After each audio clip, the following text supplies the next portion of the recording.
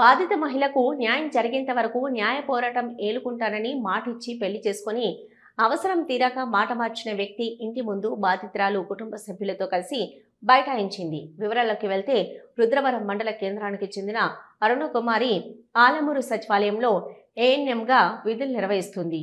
అదే సచివాలయంలో డిజిటల్ అసిస్టెంట్గా పనిచేస్తున్న సైఫుద్దీన్ అనే వ్యక్తి అరుణను మాయమాటలతో లోబర్చుకొని పెళ్లి చేసుకుని అవసరం తీరాక ఆమె వద్ద నుంచి అందిన కాడికి డబ్బు తీసుకొని ఇప్పుడు తన ఎవరో తెలియదంటూ దుర్భాషలాడడంతో బాధితురాలు పోలీసులను ఆశ్రయించింది. పోలీసులు కేసు నమోదు చేయగా కేసు నుంచి తప్పించుకునేందుకు ఆ అమ్మాయిని మళ్లీ మాయమాటలతో మోసం చేసి కేసు నుండి బయటపడేందుకు ప్రయత్నాలు చేస్తుండటంతో బాధితురాలు మాలల సంక్షేమం మరియు అభివృద్ధి సంఘం నాయకులను కలిసి ఆళ్లగడ్డ పట్టణంలోని తన భర్త ఇంటి ముందు ధర్నాకు దిగింది. అయితే కేసు కోర్టు పరిధిలో ఉన్నందున ఇలాంటి చర్యలు చేపట్టకూడదని ఆళ్లగడ్డ పట్టణ ఎస్ఐ నగీన సర్ది చెప్పి బాధితులకు అక్కడి నుంచి పంపించేశారు.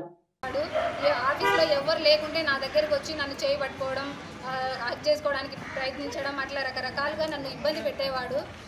తర్వాత ఒకరోజు మేము లంచ్ చేసే టైంలో బలవంతంగా నన్ను శారీరకంగా అనుభవించినాడు. తర్వాత నన్ను పెళ్లి చేసుకుంటాను, ఈ విషయం ఎవరికి చెప్పొద్దు, అట్లా చెప్తే నిన్ను చంపేస్తాను అని నన్ను బెదిరించినాడు. తర్వాత నువ్వు లేకోకుండా నేను బతకలేను, అందుకని అట్లా చేయాల్సి వచ్చింది అని నన్ను నమ్మకంగా మోసం మాటలు చెప్పి నన్ను నమ్మించినాడు. తర్వాత సంవత్సరం అయినా కూడా ఇంకా ఎందుకు పెళ్లి చేసుకోవాలని ఆలోచన ఏం చేయట్లేదు. నువ్వేమో నన్ను ఈ విధంగా అన్ని రకాలుగా వాడుకుంటున్నావు. ఆలమూరులో జనాలందరూ సైఫుద్దీన్ సారు, అరుణకుమారి మేడంకు ఏదో సంబంధం ఉందని అందరూ వేరేగా మాట్లాడుతున్నారు, నాకు చాలా ఇబ్బందిగా ఉంది అని చెప్పినాను.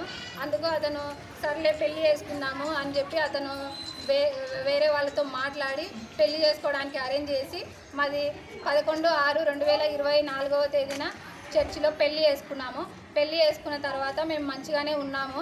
24వ సంవత్సరం అంతా మంచిగా ఉన్నాము. నిన్న ట్రాన్స్ఫర్లు వచ్చినప్పుడు మనమిద్దరం ట్రాన్స్ఫర్లు అయిన తర్వాత దూరం ఉంటాము, మనం దూరం ఉంటే మనకి ఎట్లా ఇబ్బంది కదా, మనం కలిసి ఉందాము ఆలగడ్డలో అని నేను అడిగాను.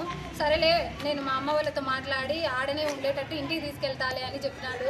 సరేలే అని చెప్పాను. ఇంటికి వచ్చి వాళ్ళ అమ్మలతో మాట్లాడి వాళ్ళ అమ్మలకు చెప్తే వాళ్ళ బాబాయ్ కమల్సా, వాళ్ళ నాన్నగారు మాబు షరీఫ్, వాళ్ళ అమ్మ శంషాద్ బేగము, వాళ్ళ అన్న అబ్దుల్ సుబహాను, నా భర్త సైఫుద్దీన్ అందరూ ఏమన్నారు, ఆమె ఎస్సీ మాల, వాళ్ళను మన ఇంట్లోకే రానిచ్చము, ఎందుకు మనకు వద్దు వదిలేయరా అని చెప్తున్నారు. నన్ను ఇంట్లో ఎంత కన్విన్స్ చేసినా కుదరడం లేదు. ఇంకా ఇలాగ నేను వాళ్ళని ఒప్పించలేను, మన ఇద్దరము చచ్చిపోదాంలే అరుణ, నువ్వు వచ్చేయి సచివాలయం కని నాకు చెప్పినాడు. నేను సచివాలయంకి వెళ్ళిన తర్వాత నా ఫోన్ తీసుకొని చిన్నగా వాట్సాప్లో ఉన్న డేటా మొత్తం డిలీట్ చేసినాడు.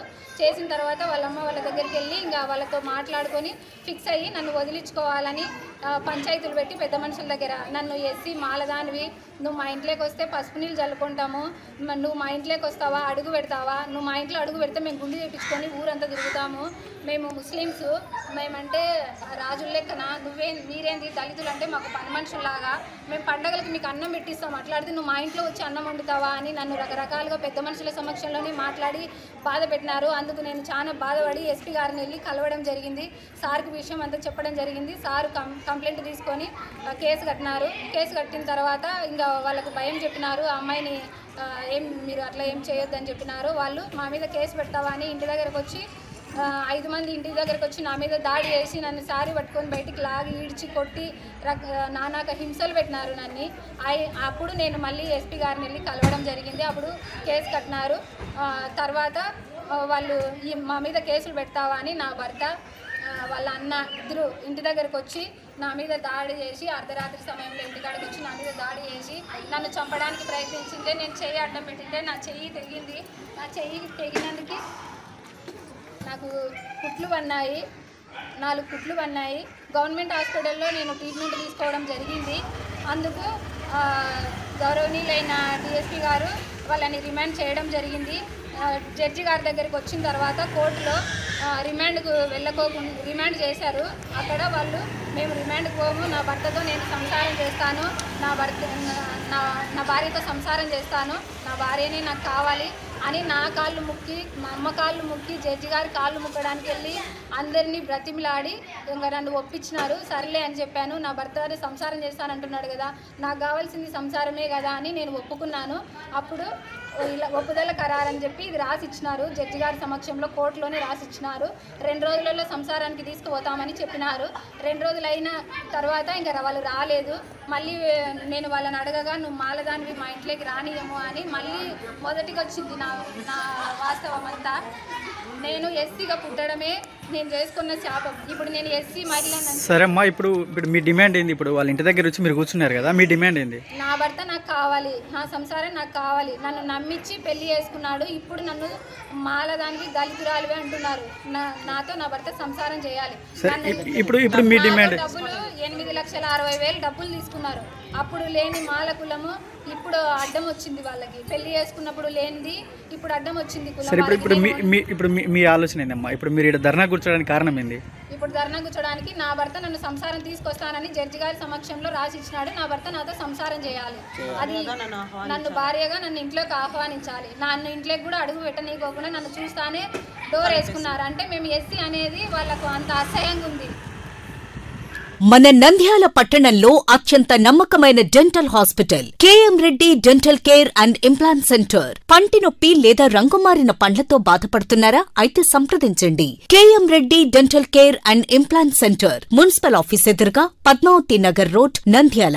గత 7 సంవత్సరాలుగా సుదీర్ఘ అనుభవం కలిగిన డాక్టర్ కేఎం రెడ్డి ఎండీఎస్ గారి నిర్వహణలో అత్యాధునిక వైద్య పరికరాలతో సరికొత్త అపారమైన అనుభవంతో నంద్యాల పట్టణ ప్రాంత ప్రజలకు విశేషమైన సేవలందిస్తున్నారు. పేద మధ్యతరగతి ప్రజలకు దంతవైద్యం అందుబాటులో ఉండాలని మేం ఫ్యామిలీ కార్డ్ ప్రవేశపెట్టడమైనది. ఫ్యామిలీ కార్డ్ లో సదుపాయాలు: కుటుంబంలోని 6గురికి 1 సంవత్సరం పాటు ఉచిత ఓపీ చెకప్, ఉచిత ఎక్స్రే స్కానింగ్ 1 సంవత్సరం వరకు, మొదటి స్కేలింగ్ డెంటల్ క్లీనింగ్ నార్మల్ ఫీతో చేయించుకున్న తర్వాత 6 నెలలకు 2వ స్కేలింగ్ లో 50% మినహాయింపు, ఉచిత బీపీ మరియు బ్లడ్ షుగర్ లెవెల్ చెకప్. మా ప్రత్యేకతలు: డెంటల్ ఇంప్లాంట్, లేజర్ చికిత్స, root canal treatment, smile designing, పారదర్శక క్లిప్స్, పళ్ల సెట్టు, పళ్లు లేని వారికి ఫిక్సెడ్ పళ్లు అమర్చుట, వంకర పళ్లను సరిచేయుట, చిన్నపిల్లల్లో దంత సమస్యలకు ప్రత్యేక చికిత్సలు, పాలదంతాల పుచ్చు, విరిగిన పళ్లు, 2 వరుసల్లో పళ్లు, ఎత్తుపళ్లు వంటి సమస్యలకు చికిత్స, ఆర్మీ మరియు ఎక్స్ ఆర్మీ వ్యక్తులకు ఉచిత ఓపీ.